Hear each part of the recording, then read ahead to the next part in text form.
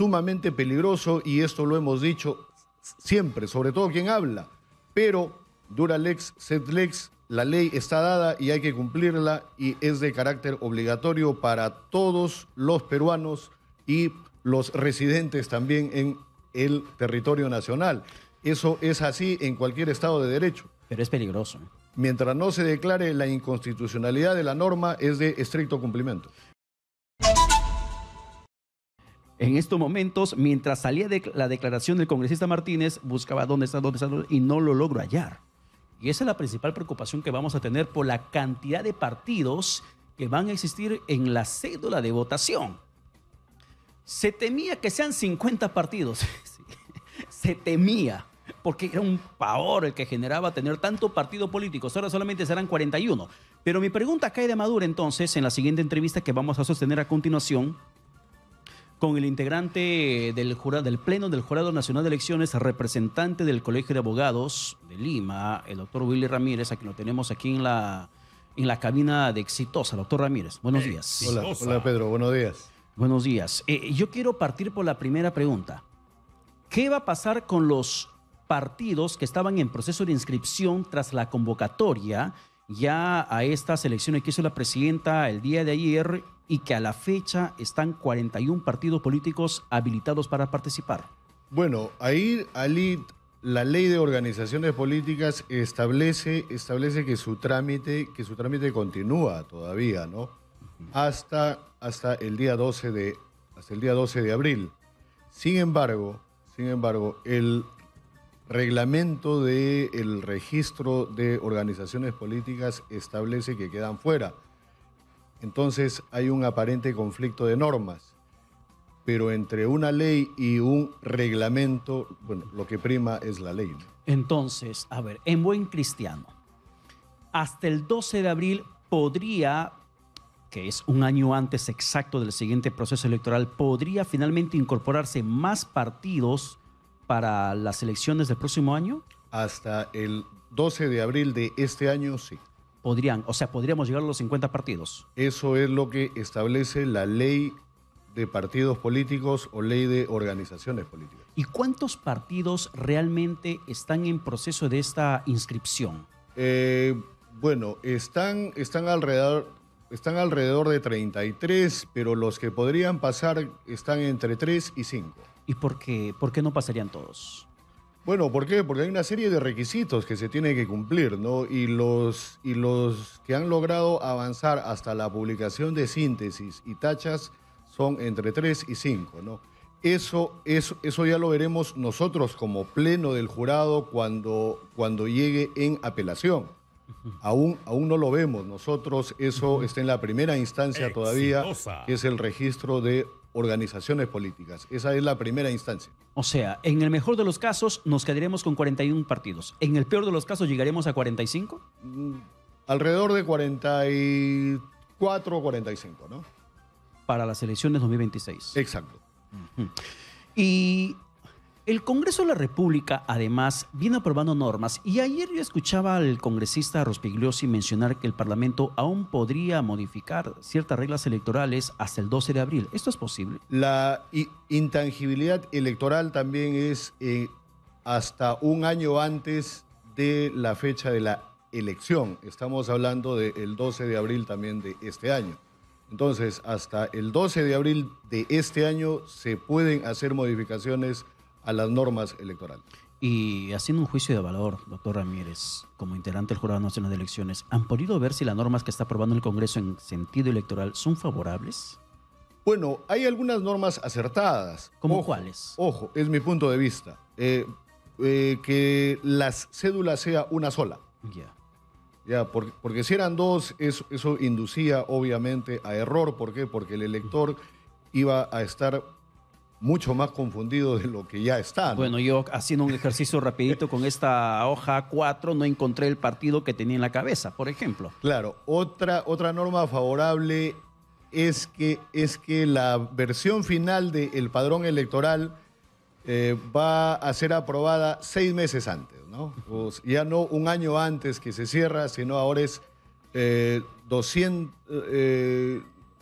por 3, 180 días antes de Ya. la fecha de la elección. Antes era un año antes. ¿No? Entonces ahora es 6 meses antes, lo que le da al RENIEC la posibilidad de que esto esté más actualizado. Y ahí hago una invocación. Hay más de 100.000 personas, 117.000 y pico para ser exacto, personas mayores de edad que no han tramitado su DNI azul o blanco si es electrónico. Y ojo, la imagen que figura en el padrón es la de un menor de edad. Y no significa que un niño vota, sino que la imagen que recoge el padrón electoral es la última imagen registrada en el registro, valga la redundancia, porque el padrón es en automático. Una persona que cumple 18 años automáticamente pasa a formar parte del padrón electoral. Y la imagen que se jala o que se capta es la última imagen registrada. Ahora, tampoco significa que la persona puede votar con el DNI amarillo o con el DNI de menor de edad, porque el único documento oficial con el que se puede sufragar es el DNI de mayor de edad. El azul o el electrónico. Azul o electrónico. Entonces, estamos hablando de una gran cantidad de personas. 117.000 personas. 117.000 personas que todavía no han tramitado el DNI de mayor de edad. Es una gran cantidad. Algo similar sucede con las personas fallecidas que no necesariamente pasan por el SINADEF. Nosotros tenemos una visión, le voy a llamar citadina de las cosas, en donde el médico, el hospital o el centro de salud es el que declara el fallecimiento de una persona. Pero ¿qué sucede al interior de nuestro país, en donde no se cuenta con este sistema? Los familiares tienen que dar cuenta del fallecimiento de la persona para que esto quede registrado y deje de formar parte del padrón electoral. ¿Cuántas personas fallecidas aún permanecen como vivas en el sistema RENIEC? El dato exacto no lo tengo, eso lo tiene RENIEC. Bueno, en el caso de los 117.000 lo menciono, ¿por qué? Porque el día de ayer hemos estado en un importante conversatorio con los representantes de Meta, ¿no? Bueno, que ellos manejan Facebook, WhatsApp, etcétera, con el representante de TikTok y con la representante de X, evaluando lo que se va a venir para las elecciones del 2026 respecto a las noticias falsas o a la información falsa y al uso de la inteligencia artificial con fines tendenciosos. Hay que estar bastante preparados y hay que informarnos bien para poder informar bien también. ¿Van a utilizar tecnología en ese sentido para poder detectar información fraudulenta? Bueno, ya estamos haciéndolo nosotros en el Jurado Nacional de Elecciones. ¿De qué manera lo aplican? Bueno, hay ahí un importante comité de el fact-check, ¿Ya? ¿no? Porque estamos ahí filtrando todas las informaciones y todas las noticias falsas que circulan y estamos haciendo el esclarecimiento de las cosas y a nivel de OMPE, de RENIEC, me parece que están haciendo lo mismo y esto es para coadyuvar a que la ciudadanía esté realmente informada y que no caiga pues en el juego de la desinformación, la mala información o la información tendenciosa. Bueno, y algo que siempre pasa en cada jornada electoral es que, por ejemplo, va una persona y dice, mi papá, mi mamá ha muerto hace tanto tiempo y sigue en el padrón electoral. Probablemente porque no actualizaron la información en RENIEC. Y según la información que me alcanza producción es que según el último simulacro del cierre del padrón realizado por RENIEC, el número de personas fallecidas en el registro electoral pasó de 8.085 en enero a 7.259 el 4 de marzo, lo que implica una reducción del 10.2%, es decir, 826 personas que habían perdido la vida ya fueron finalmente registradas en RENIEC, cancelados en los DNIs y retirados del padrón electoral. Entonces, Esto es una buena noticia, pero ¿qué sucede al interior del país, en donde no se declara realmente el fallecimiento de una persona? Por ejemplo, ayer se mostró, ya bueno, de una manera, digamos, anecdótica, que una persona que falleció a los 13 años después de 12 años aparecía en el padrón electoral, con la imagen de niño, obviamente, ¿no? Ya, entonces, habían pasado 12 años y no lo habían declarado como fallecido.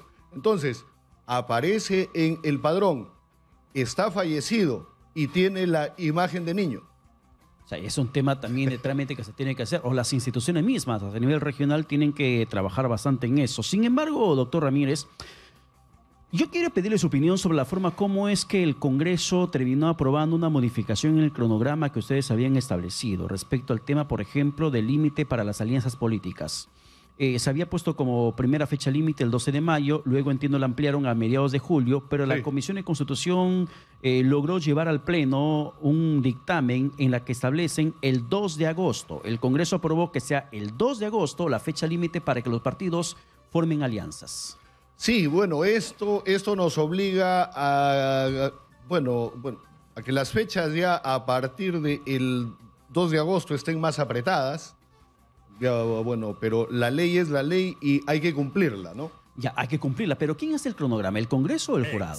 Bueno, el jurado, pero si ya viene una ley aprobada por el Congreso, nosotros tenemos que cumplirla. Tienen que adecuarse a lo que dispone el Congreso. Sí, estamos ahora nosotros en eso y ya con la convocatoria a las elecciones ya se inició formalmente el proceso de las elecciones generales del 2026. Yo leo, por ejemplo, una información de la Oficina de Comunicaciones del Congreso, mencionan lo siguiente. En cuanto a las fechas del proceso electoral, la inscripción de candidaturas para elecciones primarias se realizará hasta 30 días antes del día de la elección primaria.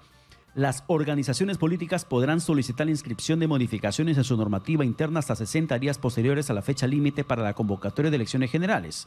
Las elecciones primarias se celebrarán el 30 de noviembre de 2025, mientras que la definición de candidaturas tendrán como plazo máximo el 23 de diciembre de 2025. Y asimismo, las alianzas electorales deberán inscribirse hasta el 2 de agosto de 2025. O sea, el Congreso les está haciendo el cronograma a ustedes. O sea, ¿qué cosa deciden ustedes si el Congreso te dice en tal fecha tiene que hacer tal cosa? Tal fecha, tal cosa. ¿Qué hace el jurado entonces? A ver, esto es algo que no se ha visto antes. ¿Ya? ¿Por qué? Porque se nos ha dejado trabajar antes como sistema electoral que somos. Es más, nuestros cronogramas son consensuados con las otras dos instituciones, con OMPE y con RENIEC, porque somos los involucrados en el tema directamente, ¿no?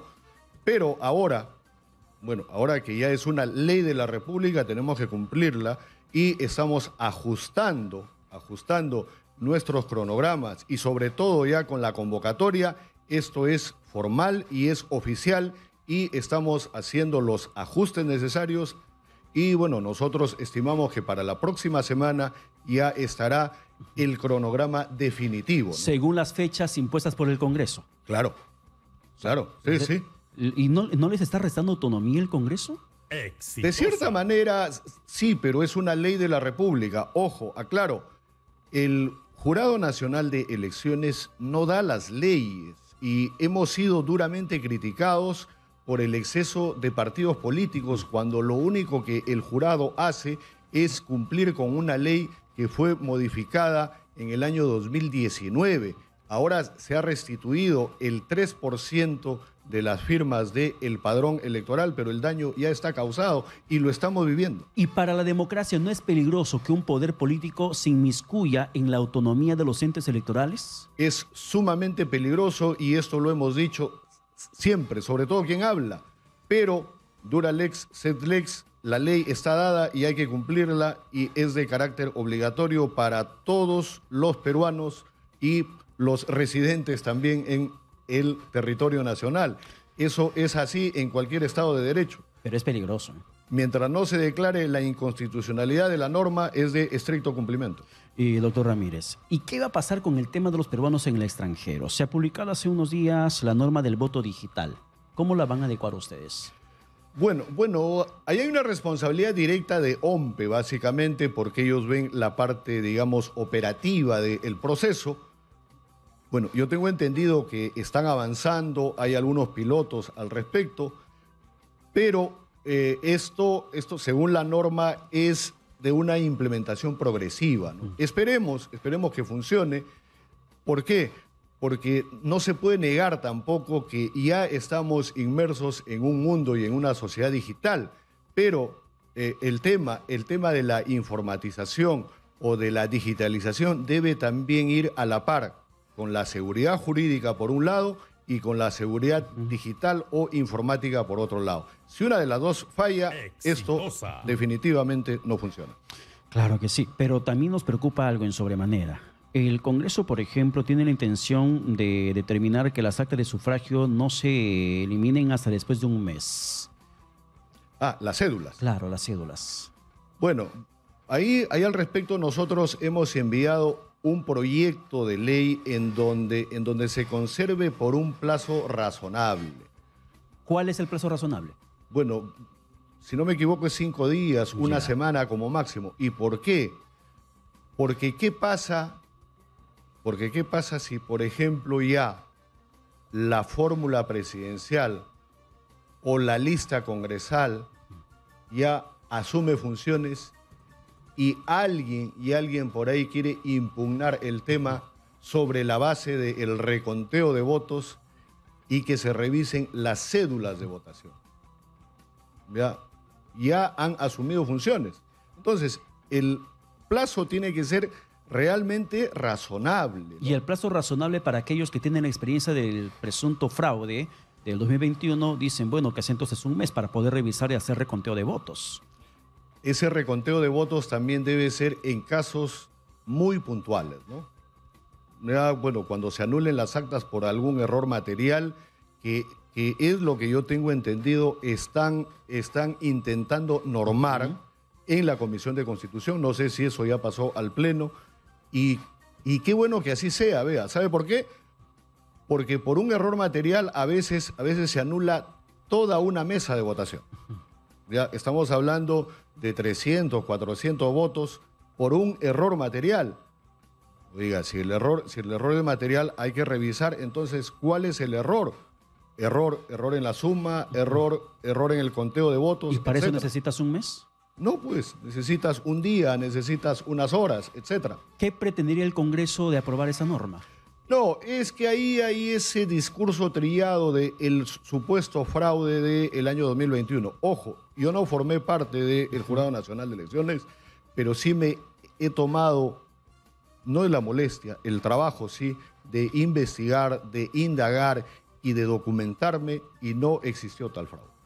Pero hasta el momento insisten en el Congreso, sobre todo en Fuerza Popular, en la Acción Popular, que hubo fraude. Hay sendos informes de las propias comisiones del Congreso mismo y de los observadores internacionales que no fue así. Entonces, bueno, miente que algo queda, dice ese viejo dicho, ¿no? Por ejemplo, ¿qué acciones hizo usted para que vea que no haya fraude? Bueno, revisar el tema de las impugnaciones, las tachas, etcétera. El asunto de la fórmula presidencial.